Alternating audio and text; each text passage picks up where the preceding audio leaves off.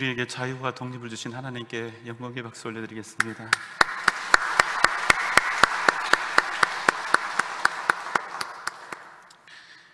한 영국 기자가 어렵사리 만난 한 독립운동가에게 물었습니다. 조선, 당신들은 일본을 이길 수 있습니까?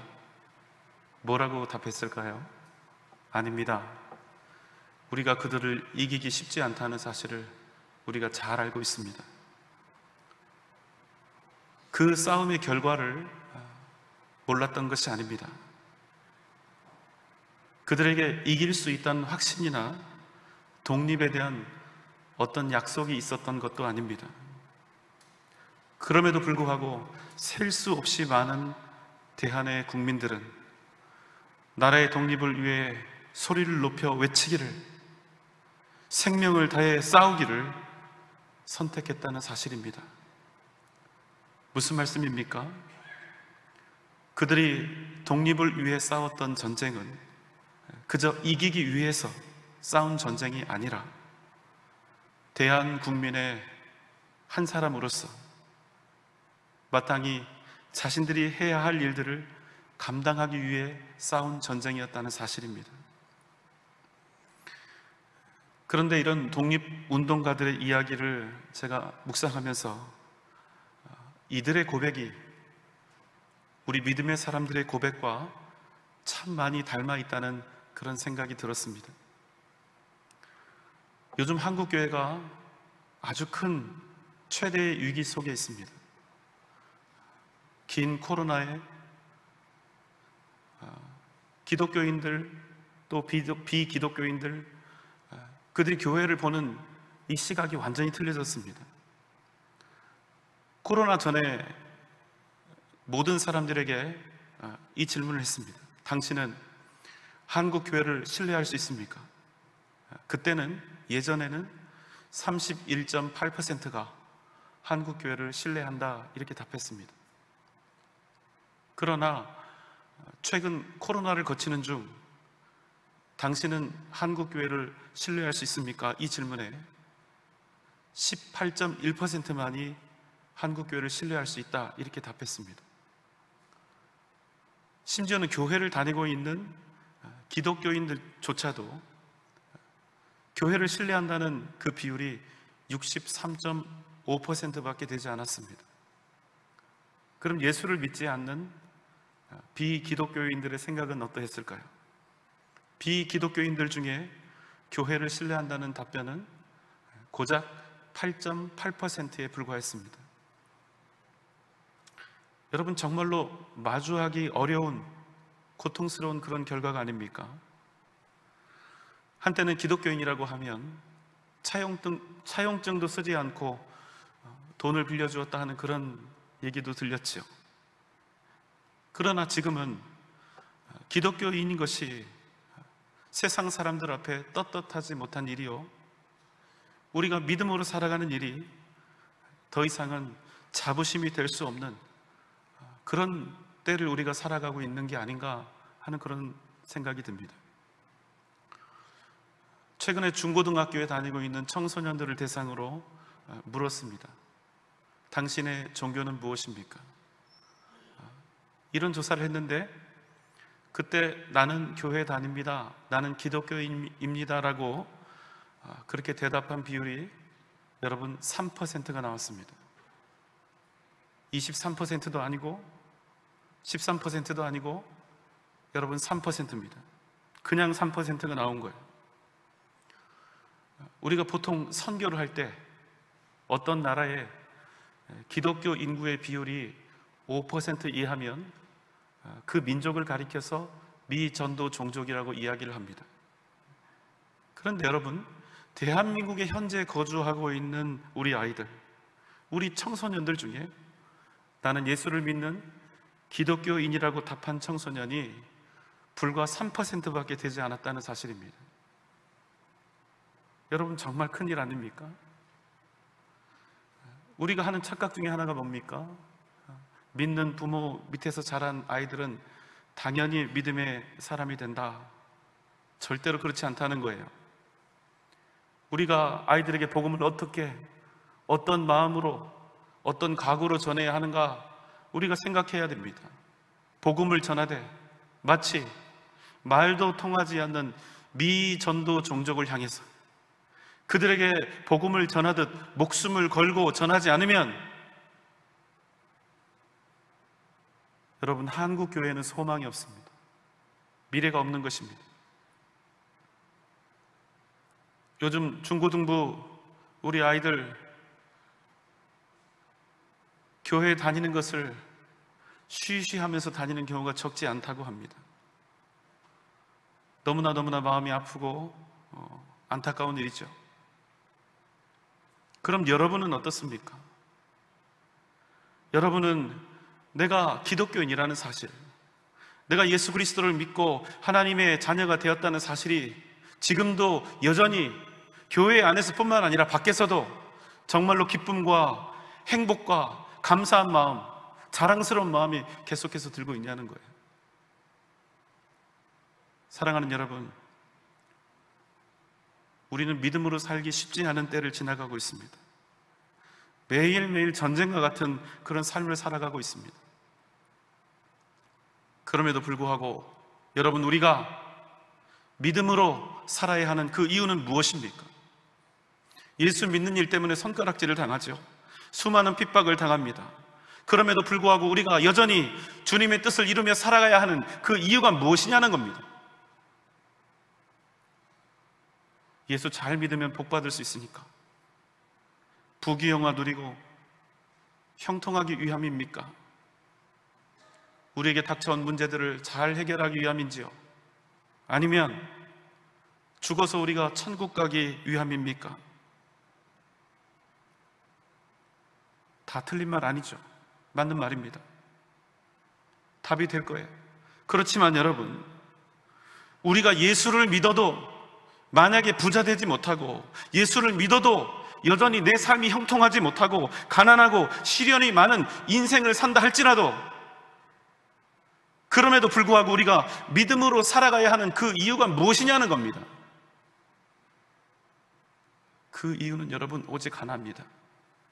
우리가 하나님의 백성이기 때문에, 우리가 하나님의 자녀들이기 때문에. 우리 인생에는 언제나 전쟁이 찾아옵니다. 총과 칼이 등장하는 그런 전쟁이 아닙니다. 인생은 고난과 아픔의 연속이요, 수많은 위험과 도전의 계속입니다. 힘듦과 어려운 일들이 끊임없이 이어지고, 고통과 슬픔이 너무나 안타까운 일이지만 우리의 숨이 멈추는 그 순간까지 우리 인생에서 떠나지 않습니다. 한순간이라도 정신을 차리지 않으면 언제라도 나락에 떨어질 수 있고, 위험에 빠질 수 있고, 사람들과의 이 관계 속에서도 실패할 수 있습니다. 살아남기 위해서 치열하게 생존 경쟁을 하죠. 또 내 안에서 수많은 갈등과 싸움들이 있습니다. 우리 인생은 고달픔의 연속입니다. 전쟁의 연속입니다. 특별히 요즘은 어떻습니까? 지금처럼 각종 경제 지표가 나쁠 때도 없는 것 같아요. 긴 코로나 상황에서 우크라이나 전쟁까지, 심각한 인플레이션과 식량 문제, 끊임없이 추락하고 있는 증시, 또 가파르게 오르고 있는 금리 인상까지, 소위 말하는 퍼펙트 스톰의 공포 속에 우리가 있는 것입니다. 오래오래 지속되고 있는 이 불경기 때문에 잘 나가던 사업이 침체되고, 구조조정으로 인해서 든든했던 내 직장의 자리가 흔들리고, 정말로 빚까지 얻어서 영끌을 해서 집을 샀는데 이자가 가파르게 올라가고, 여러 가지 험악한 경제 상황들을 우리가 지금 만나고 있죠. 여러분 어떻습니까? 말로는 다 할 수 없는 심리적인 부담과 두려움들이 우리를 짓누르는 것입니다. 우리는 어쩌면 지금 이 순간도, 예배를 드리고 있는 이 순간도 전쟁 같은 그 시간들을 보내고 있는 것입니다.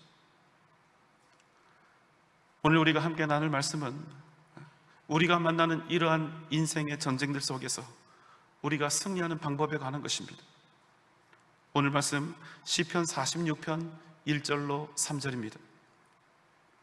하나님은 우리의 피난처시요 힘이시니 환난 중에 만날 큰 도움이시라.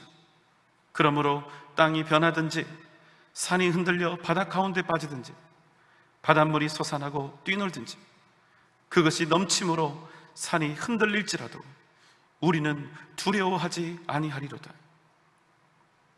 오늘 말씀은 유다 왕 히스기야 때를 시대적인 배경으로 삼고 있습니다.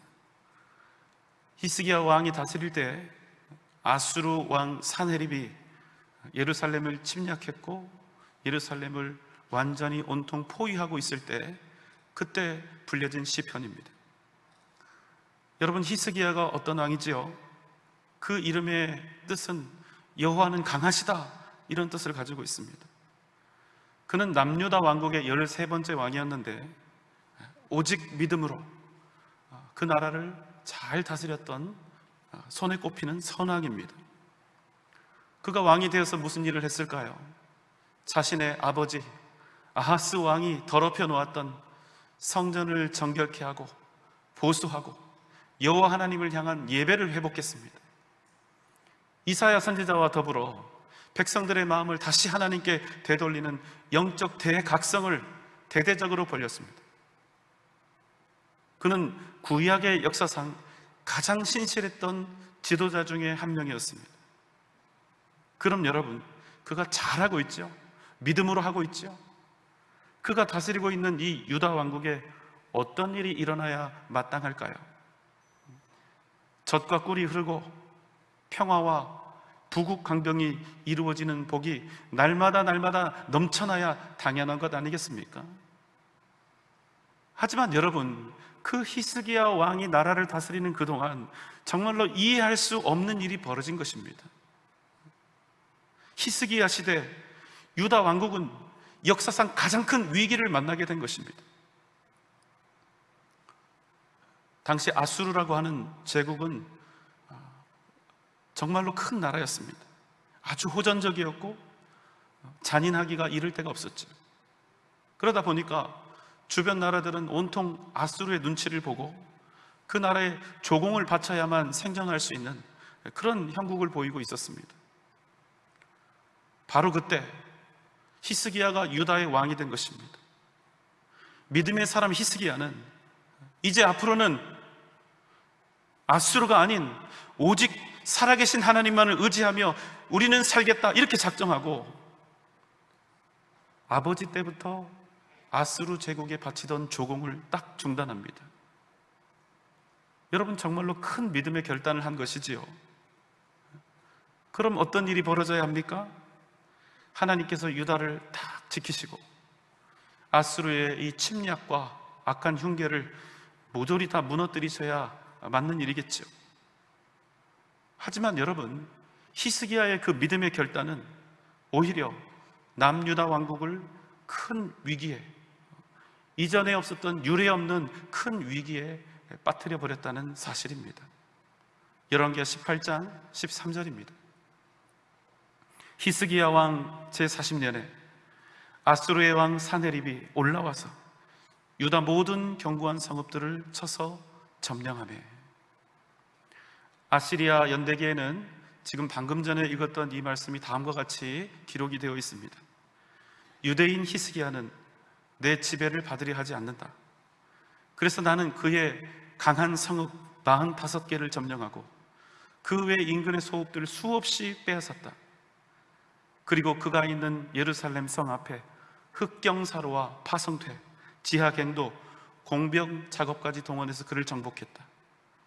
나는 남녀노소 20만 150명, 수많은 짐승들을 전리품으로 취했다. 나는 히스기야 왕을 새장에 갇힌 새처럼 예루살렘 왕실 거처에 죄수처럼 가두었다. 여러분, 왜 이런 꼴을 당하고 있는 것입니까? 그냥 아버지가 하던 대로 그대로 그냥 했으면 아무런 문제가 없었을 것입니다. 앗수르에 읍소하고 비위를 맞추고 조공을 바치고 앗수르의 우상들을 여호와 하나님의 성전에서 예전처럼 함께 섬기면 되었습니다. 어떻게 해요? 열왕기하 17장 32절 33절입니다. 그들이 또 여호와를 경외하여 자기 중에서 사람을 산당의 제사장으로 택하여 그 산당들에서 자기를 위하여 제사를 드리게 하니라. 이와 같이 그들이 여호와도 경외하고 또한 어디서부터 옮겨왔는지 그 민족의 풍속대로 자기의 신들도 섬겼더라.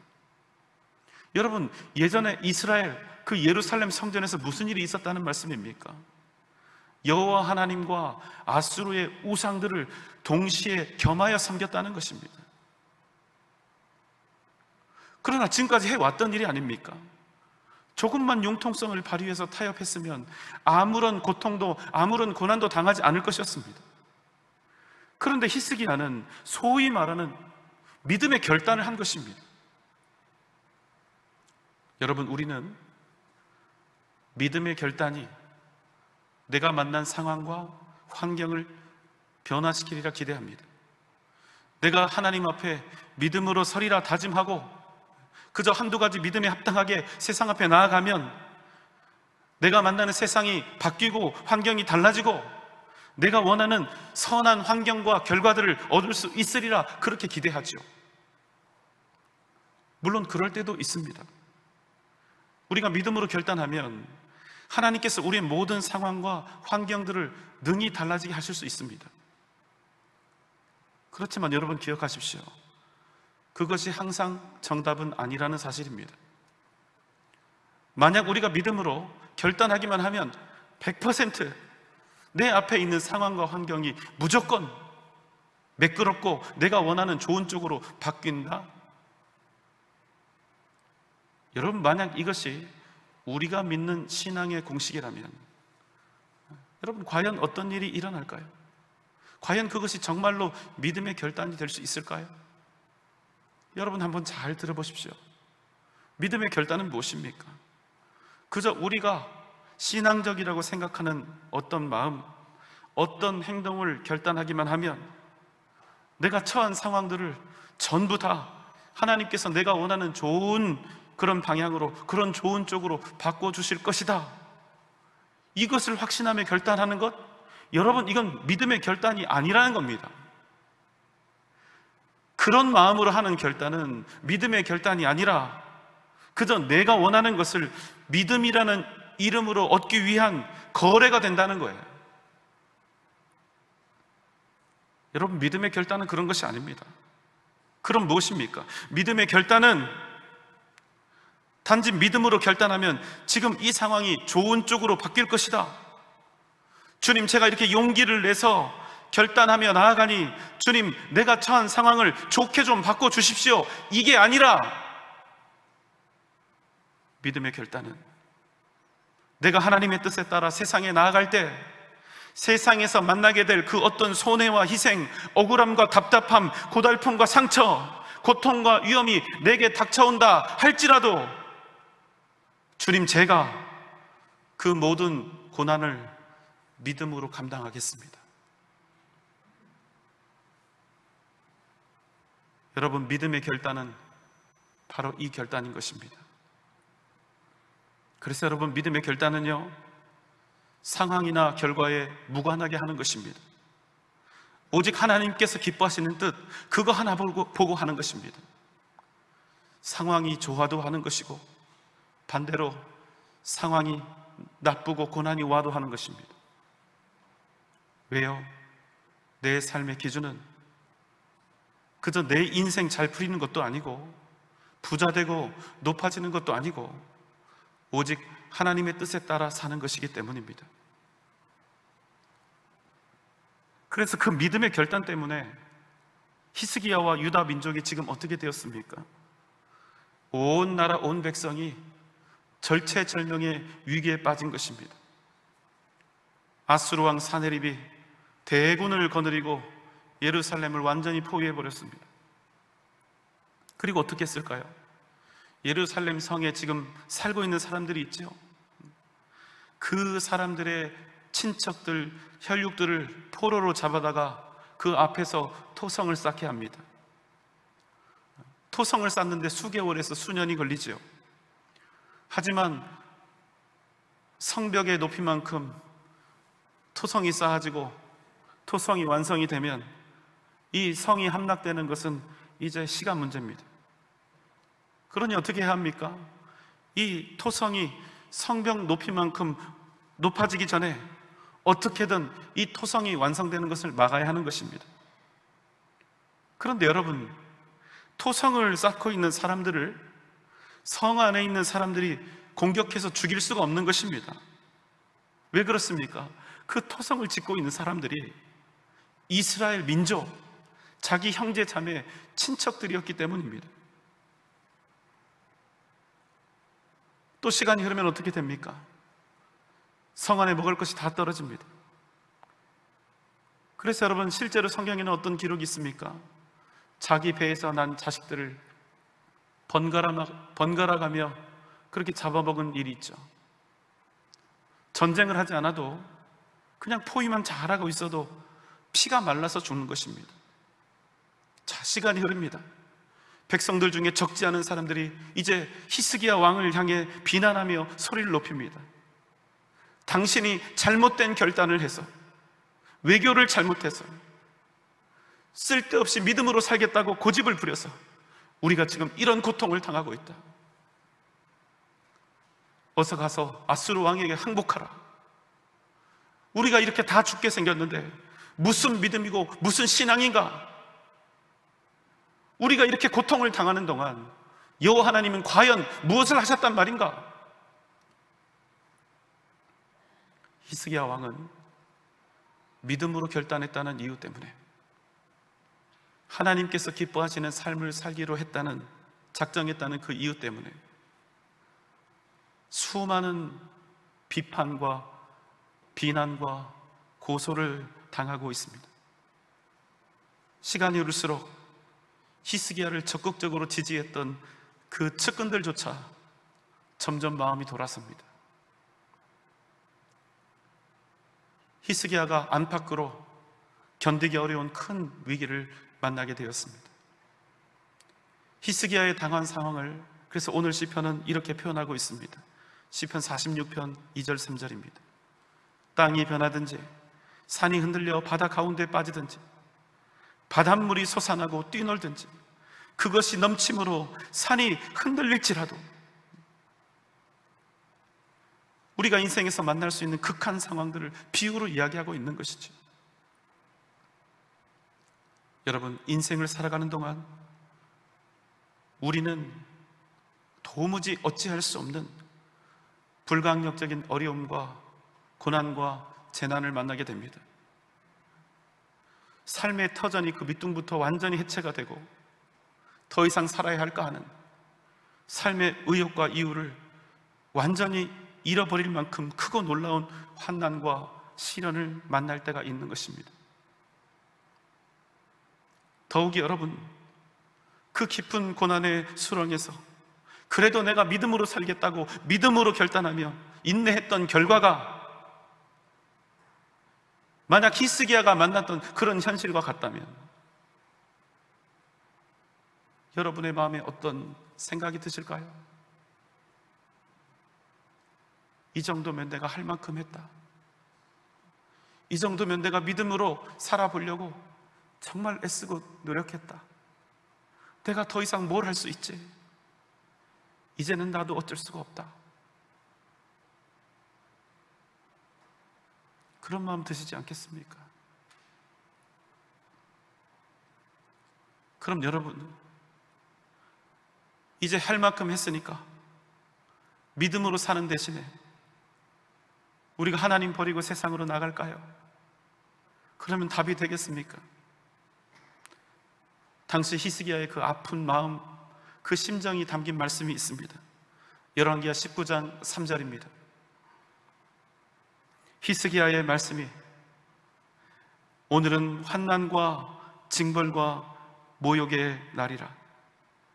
아이를 낳을 때가 되었으나 해산할 힘이 없도다. 믿음으로 결단했습니다. 하지만 히스기야와 유다 민족에게 돌아온 것은 환난과 징벌, 세상의 모욕뿐이었습니다. 한번 생각해 보십시오. 이 가운데 어머니들 많이 계시잖아요. 아이를 낳을 때가 되었는데 엄마가 애를 낳을 힘이 없으면 어떻게 될까요? 산모도 죽고 아기도 죽는 것입니다. 이게 히스기야가 당한 현실입니다. 바로 그때 아수르 진영에서 협박 편지가 한 장 옵니다. 더 이상 너희는 여호와를 의지하지 말고 항복하라.